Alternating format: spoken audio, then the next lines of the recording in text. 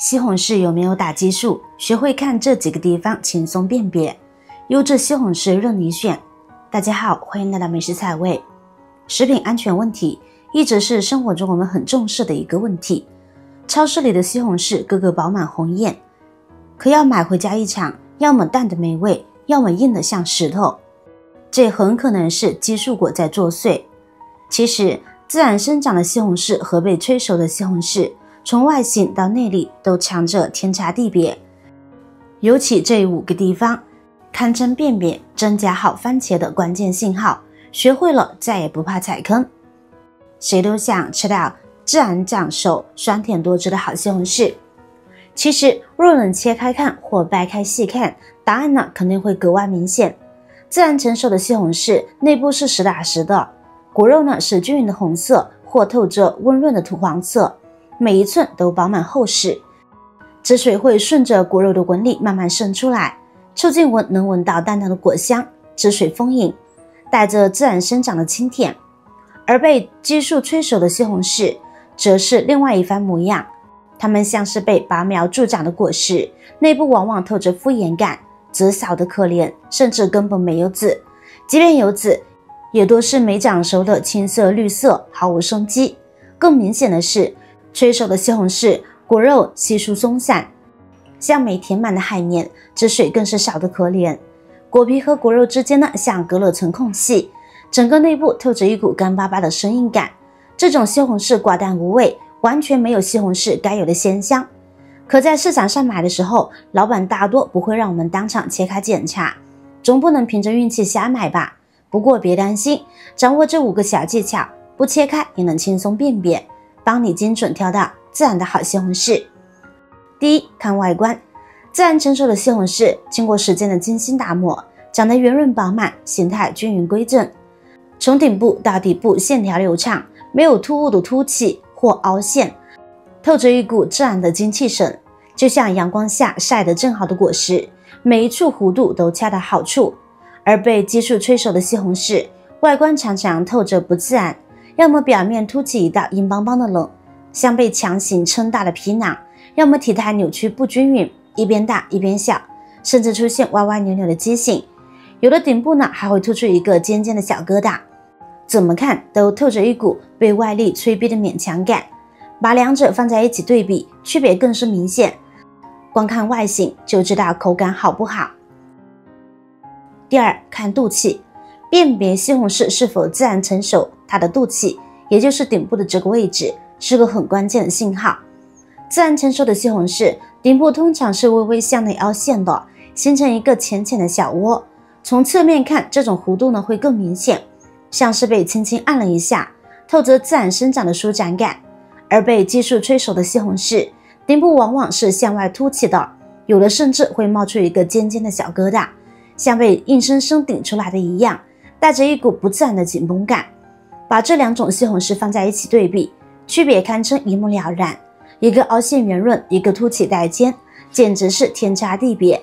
所以挑的时候认准肚脐凹陷的，大概率就是自然长熟的好西红柿。第三，看果蒂及周围。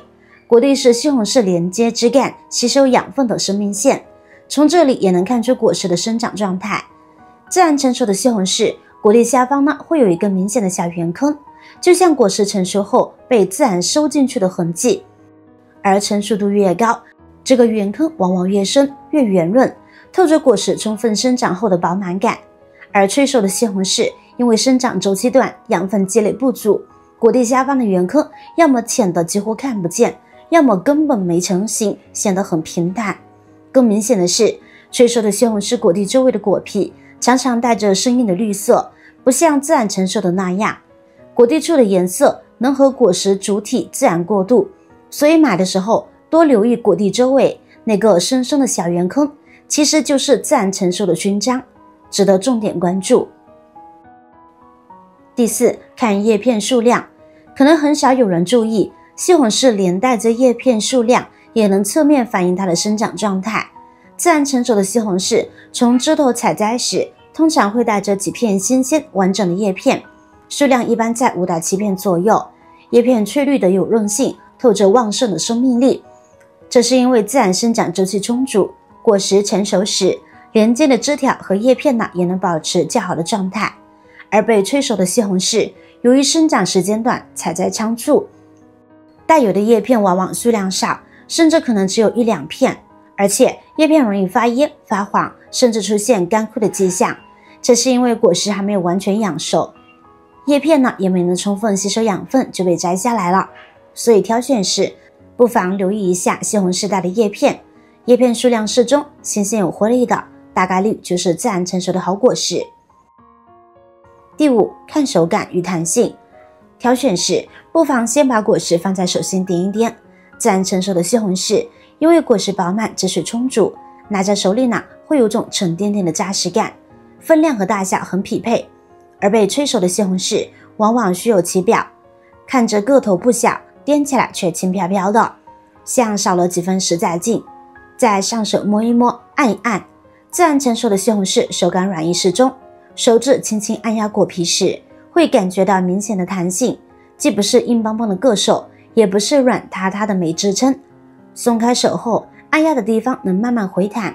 而被催熟的西红柿手感则透着极端，要么硬得像石头，这是因为技术催长速度快，果肉还没来得及完成自然软化就被采摘；要么就软乎乎，按压时毫无弹性，甚至局部会出现软烂渗水的斑点，这是激素打乱了成熟节奏。